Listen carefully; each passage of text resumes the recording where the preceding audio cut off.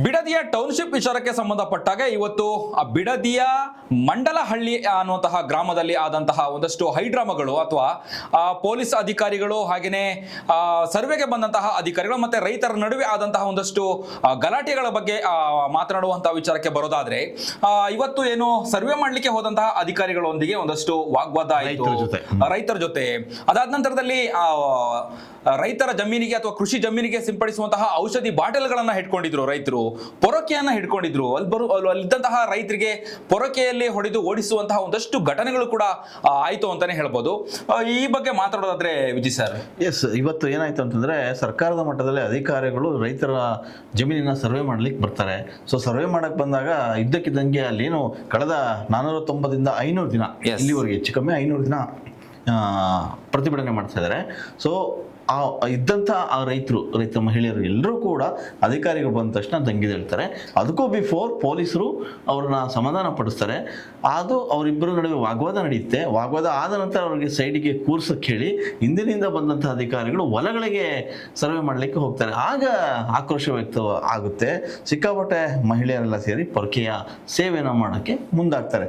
So ಇದು ಒಂದು ಕಡೆದಾದರೆ, ಎಲ್ಲ ಒಂದು ಕಡೆಗೆ ಈ ರೀತಿಯ ದಬ್ಬಾಳಿಕೆ ಸರ್ಕಾರದಿಂದ ಆಗ್ತಾ ಇದೆ ಅನ್ನೋ ಆರೋಪಗಳು ಕೂಡ ಈಗ ಕೇಳಿ ಬರ್ತಾ ಇದೆ. ಸೊ ಒಂದಷ್ಟು ಹೋರಾಟಗಾರರು, ಚಳವಳಿಗಾರರು ಕೂಡ ಈಗ ರೈತರ ಪರ ನಿಂತಿದ್ದಾರೆ, ಗಟ್ಟಿ ಧ್ವನಿಯಾಗಿದ್ದಾರೆ. ಯಾಕಂದರೆ ರೈತ ಮಹಿಳೆಯರಿಂದ ಹಿಡಿದು ಮಕ್ಕಳಿಂದ ಹಿಡಿದು ವೃದ್ಧರವರೆಗೂ ಕೂಡ ಈ ಹೋರಾಟದಲ್ಲಿ ಭಾಗಿಯಾಗ್ತಿದ್ದಾರೆ. ಒಂದು ಕಿಂಚಿತ್ತು ಕೂಡ ಸರ್ಕಾರಕ್ಕೆ ಯಾವುದೇ ಒಂದು ಇದಿಲ್ಲ ಅನ್ನೋ ಆರೋಪಗಳು. ಆದರೆ ಸರ್ಕಾರದ ಮಾತೇ ಬೇರೆ. ಅಂದರೆ ಒಂದಿಷ್ಟು ಜನ ಕೊಟ್ಟಿದ್ದಾರೆ, ಇಷ್ಟೊಂದು ಜನ ಕೊಟ್ಟಿದ್ದಾರೆ, ಕೆಲವು ಮಾತ್ರ ಕೊಟ್ಟಿಲ್ಲ. ಕೊಡದೇ ಇರೋರಿಗೆ ನಾವು ಸಮಸ್ಯೆ ಇಲ್ಲ, ಯಾರು ಕೊಡಬೇಕಂತ ಅವ್ರು ಸರ್ವೆ ಮಾಡ್ತೀವಿ ಅಂತ ಇವ್ರು ಹೇಳ್ತಾರೆ. ಆದ್ರೆ ರೈತರ ಪ್ರಕಾರ ಬಹುತೇಕ ರೈತರು ಕೊಟ್ಟಿಲ್ಲ. ಎಸ್, ಮುಖ್ಯಮಂತ್ರಿ ಡಿ.ಕೆ. ಶಿವಕುಮಾರ್ ಅವರು ಒಂದು ಮಾಧ್ಯಮ ಹೇಳಿಕೆಯನ್ನು ಕೊಟ್ಟಿದ್ರು ಕಳೆದ ಒಂದು 2-3 ತಿಂಗಳ ಹಿಂದೆ. ಅಂದ್ರೆ 80% ರೈತರು ಬಿಡದಿ ಟೌನ್ಶಿಪ್ಗೆ ಜಾಗವನ್ನು ಕೊಟ್ಟಿದ್ದಾರೆ ಅಂತ ಹೇಳಿ. ಆದ್ರೆ ಇಲ್ಲಿ ವಾಸ್ತವವಾಗಿ ಪ್ರತಿಧ್ವನಿ ನ್ಯೂಸ್ ಗ್ರೌಂಡ್ ರಿಪೋರ್ಟ್ ಮಾಡಿತ್ತು. ಇವತ್ತು ಕೂಡ ಪ್ರತಿಧ್ವನಿ ನ್ಯೂಸ್ ರೈತರನ್ನ ಸಂಪರ್ಕ ಮಾಡುವಂತಹ ಸಂದರ್ಭದಲ್ಲಿ ಕೇವಲ 15% ರೈತರು ಮಾತ್ರ ಬಿಡದಿ ಟೌನ್ಶಿಪ್ ನಿರ್ಮಾಣ ಮಾಡಲಿಕ್ಕೆ ಜಮೀನನ್ನ ಕೊಟ್ಟಿರೋದು. ಇನ್ನುಳಿದಂತಹ ರೈತರು ಕೊಡ್ಲೇ ಇಲ್ಲ ಅನ್ನುವಂತಹ ಮಾಹಿತಿಯನ್ನು ಕೂಡ ಹೇಳಿರುವಂತದ್ದು. ಬಹಳ ಮುಖ್ಯವಾಗಿ ಇವತ್ತು ಬಿಡದಿಯ ಒಂದು ಟೌನ್ಶಿಪ್ ವಿಚಾರಕ್ಕೆ ಏನು ಗಲಾಟೆ ಗದ್ದಲ ಆಯಿತು, ಪೊರಕೆಯನ್ನ ಹಿಡಿದು ಅಧಿಕಾರಿಗಳನ್ನ ಓಡಿಸುವಂತಹ ಹಂತಕ್ಕೆ ಹೋದ್ರು, ಕಾರನ್ನ ಕಾಲಿಂದ ಒದ್ರು, ಅಧಿಕಾರಿಗಳನ್ನ ಇಲ್ಲಿಂದ ಹೋಗಿ ಅನ್ನುವಂತಹ ನಿಟ್ಟಿನಲ್ಲಿ, ಅಂದ್ರೆ ಓಡಿಸುವಂತಹ ನಿಟ್ಟಿನಲ್ಲಿ ಆಕ್ರೋಶವಾಗಿ ಇವತ್ತು ರೈತರು ತಮ್ಮಂತ ಕಂಟ್ರೋಲ್ ಮಾಡ್ಕೊಂಡ್ಲೇ ಇಲ್ಲ. ಬಹಳ ಮುಖ್ಯವಾಗಿ ಇಲ್ಲಿ ರೈತರು ಹೇಳುವಂತದ್ದು ಏನು ಅಂತ ಹೇಳಿದ್ರೆ, ಇವತ್ತು ಆಗಿರುವಂತಹ ಘಟನೆಗೆ ಮೂಲ ಕಾರಣನೇ ಪೊಲೀಸ್ ಅಧಿಕಾರಿಗಳು ಅಂತ. ಯಾಕೆ ಅಂತ ಹೇಳಿ ನಾವು ಕೇಳುವಂತಹ ಪ್ರಶ್ನೆ ಮಾಡುವಂತಹ ಸಂದರ್ಭದಲ್ಲಿ ಅಲ್ಲಿಯ ಸ್ಥಳೀಯ ರೈತರು ಪ್ರತಿಧ್ವನಿ ನ್ಯೂಸ್ನೊಂದಿಗೆ ಮಾತನಾಡಿದ್ರು. ಅಧಿಕಾರಿಗಳು ಬಂದಂತಹ ಸಂದರ್ಭದಲ್ಲಿ ಅಧಿಕಾರಿಗಳೊಂದಿಗೆ ನಾವು ನಿಮ್ಮನ್ನ ಮಾತನಾಡಿಸ್ತೀವಿ ಅಂತ ಹೇಳಿ ನಮ್ಮನ್ನ ಒಂದು ಕಡೆ ಕೂರ್ಲಿಕ್ಕೆ ಹೇಳ್ತಾರೆ. ಹೇಳಿ ಕೇಳಿ ಕಳೆದ 500 ದಿನಗಳಿಂದ ಬಿಡದಿಯ ಟೌನ್ಶಿಪ್ ವಿಚಾರಕ್ಕೆ ಸಂಬಂಧಪಟ್ಟ ಹಾಗೆ ಬೈರಮಂಗಲ ಅನ್ನುವಂತಹ ಸರ್ಕಲ್ ನಲ್ಲಿ ಕಳೆದ 500 ದಿನಗಳಿಂದ ಹೋರಾಟ ಆಗ್ತದೆ. ಈ ಹೋರಾಟದಲ್ಲಿ ಭಾಗಿಯಾಗಿದ್ದಂತಹ ರೈತರನ್ನ ಪೊಲೀಸರು ನೀವು ಇಲ್ಲೇ ಇರಿ, ಅಧಿಕಾರಿಗಳು ಬರ್ತಾರೆ ಮಾತಾಡ್ತಾರೆ ಅಂತ ಹೇಳಿದ್ರು. ಹಾಗಾಗಿ ನಾವು ಸುಮ್ಮನೆ ಇದ್ವಿ. ಆದ್ರೆ ಪೊಲೀಸರು ನಮ್ಗೆ ಗೊತ್ತಿಲ್ಲದ ಹಾಗೆ ರೈತರ ಜಮೀನಿಗೆ JMC ಅಧಿಕಾರಿಗಳನ್ನ ಬಿಟ್ಟು ಸರ್ವೆ ಮಾಡಿಸಿದ್ದಾರೆ ಅನ್ನುವಂತಹ ಒಂದು ಗಂಭೀರ ಆರೋಪವನ್ನು ಮಾಡಿದ್ದಾರೆ. ಈ ಗಲಾಟೆ ಗದ್ದಲ ಆಗ್ಲಿಕ್ಕೆ ಪೊಲೀಸ್ ಅಧಿಕಾರಿಗಳ ನೇರ ಹೊಣೆ ಅಂತ ಹೇಳಿ ಈಗ ಅಲ್ಲಿಯ ಸ್ಥಳೀಯ ರೈತರು ಆರೋಪವನ್ನು ಮಾಡ್ತಾ ಇದ್ದಾರೆ.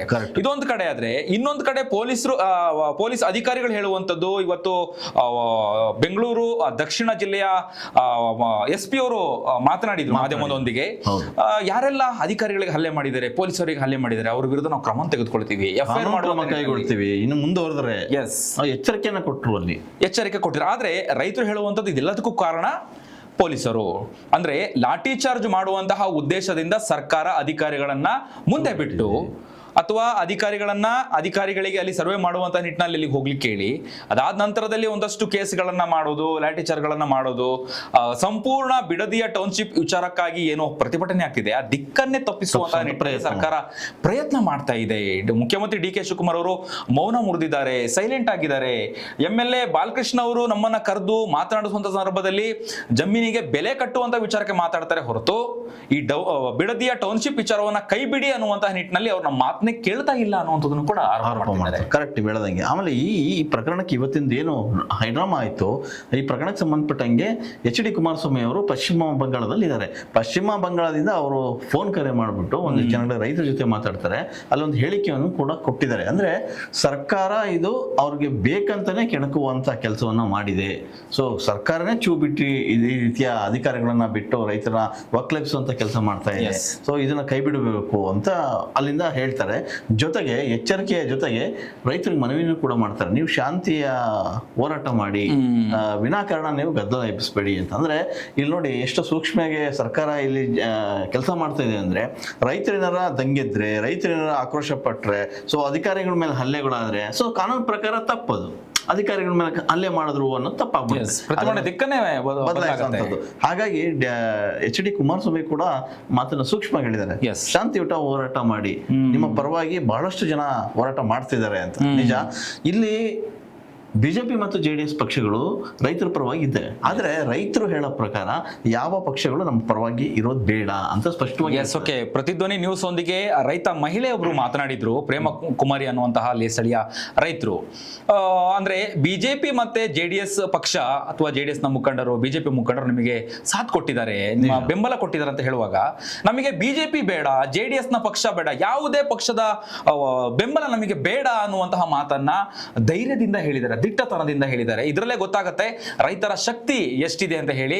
ನಮ್ಗೆ ನ್ಯಾಯ ಸಿಗೋವರೆಗೂ ನಾವು ಹೋರಾಟ ಮಾಡ್ತೀವಿ, ನಮ್ಗೆ ಯಾವುದೇ ರಾಜಕೀಯ ಪಕ್ಷದ ನಾಯಕರ ಪಕ್ಷಗಳ ನಮಗೆ ಬೆಂಬಲ ಬೇಡ ಅನ್ನುವಂತಹ ನಿಟ್ಟಿನಲ್ಲಿ ಅವರೊಂದು ರೀತಿಯಾಗಿ ಗೊತ್ತಾಗಿದೆ ಅನ್ಸುತ್ತೆ. ಅಂದ್ರೆ ಇಲ್ಲಿ ರಾಜಕೀಯ ಬೇಳೆಗಳನ್ನ ಬೇಯಿಸ್ಕೊಳ್ಳೋದು ಬೇಡ, ಬಿಡದೆ ಟೌನ್ ವಿಚಾರದಲ್ಲಿ ನಮ್ಮ ಜಮೀನನ್ನ ನಾವು ಉಳಿಸ್ಕೊಳ್ಬೇಕು, ಕಿತ್ಕೊಳ್ಳಿಕ್ಕೆ ಬಿಡಲ್ಲ ಅನ್ನುವಂತ ನಿಟ್ಟಿನಲ್ಲಿ ಮಹಿಳೆಯರು ಒಂದು ದಿಟ್ಟ ನಿರ್ಧಾರವನ್ನ ಮಹಿಳಾ ರೈತರು, ಆ ಬಿಡದಿಯ ರೈತರು ತೆಗೆದುಕೊಂಡಿರೋದು ನೋಡ್ತಾ ಇದ್ರೆ, ಇದು ಇಲ್ಲಿಗೆ ನಿಲ್ಲುವಂತ ಹಂತಕ್ಕೆ ಇಲ್ಲ ಅಂತ ಹೇಳಿ ಹೇಳ್ತಾರೆ. ಹೋರಾಟ ಎಲ್ಲಿವರೆಗೂ ಹೋರಾಟ ಅಂದ್ರೆ ನಮ್ಮ ಪ್ರಾಣವಾದ್ರೂ ಬಿಡ್ತೀವಿ, ಜಮೀನಿನ ಬಿಡಲ್ಲ ಅಂತೇಳಿ ಆ ರೀತಿಯಾದಂತ ಉಗ್ರ ಹೋರಾಟ ಮಾಡ್ಲಿಕ್ಕೆ ಅವ್ರು ರೆಡಿ ಇದ್ದಾರೆ. ಅಂದ್ರೆ ಸ್ವಾತಂತ್ರ್ಯಕ್ಕಾಗಿ ಎಷ್ಟೋ ಜನ ಸತ್ತೋದ್ರು, ನಮ್ಮ ಭೂಮಿಗೋಸ್ಕರ ಒಂದಿಷ್ಟು ಜನ ರೈತರು ಸಾಯಲಿ ಬಿಡಿ, ಮುಂದಿನ ಪೀಳಿಗೆಗಾದ್ರೆ ನಮ್ಮ ಭೂಮಿ ಉಳಿಸ್ಕೋತೀವಿ ಅನ್ನೋ. ಅಂದ್ರೆ ಇದು ಯಾವ ಹಂತಕ್ಕೆ ಹೋಗ್ತದೆ. ಆಮೇಲೆ ಅವರ ಕಣ್ಣೀರು ಹೇಗಿದೆ, ತುಂಬಾ ದುಃಖದಲ್ಲಿ ಮಾತಾಡ್ತಾ ಇದ್ದಾರೆ ರೈತರು. ಪ್ರತಿಯೊಬ್ರು ಕೂಡ ಇವತ್ತಲ್ಲಿ ರಾತ್ರಿ ಹಗಲು ಕೂತ್ಕೊಂಡು ಹೋರಾಟ ಮಾಡಿದ್ದಾರೆ.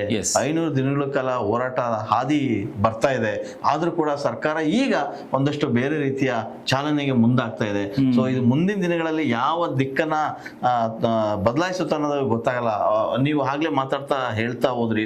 ಅಂದ್ರೆ ಇಲ್ಲಿ ಯಾವ ಪಕ್ಷಗಳು ನಮ್ಮ ಬೆಂಬಲಕ್ಕೆ ಬರುವುದು ಬೇಡ ಅಂತ ಸ್ಪಷ್ಟವಾಗಿ ಹೇಳಿದ್ದಾರೆ. ಆದ್ರೆ ಎಲ್ಲೋ ಒಂದ್ ಕಡೆಗೆ ಪಕ್ಷಗಳು ಅವ್ರ ಪರವಾಗಿ ನಿಂತ್ಕೊಂಡು ಇದೊಂದು ಮೇಜರ್ ಸಿಕ್ಕಿದೆ. ಚುನಾವಣೆ ಹತ್ರ ಬರ್ತಾ ಇದೆ, ಇದು ಹಿಡ್ಕೊಂಡು ಒಂದಿಷ್ಟು ಜನಗಳು ಪರವಾಗಿ ಚುನಾವಣೆ ಬಂತು.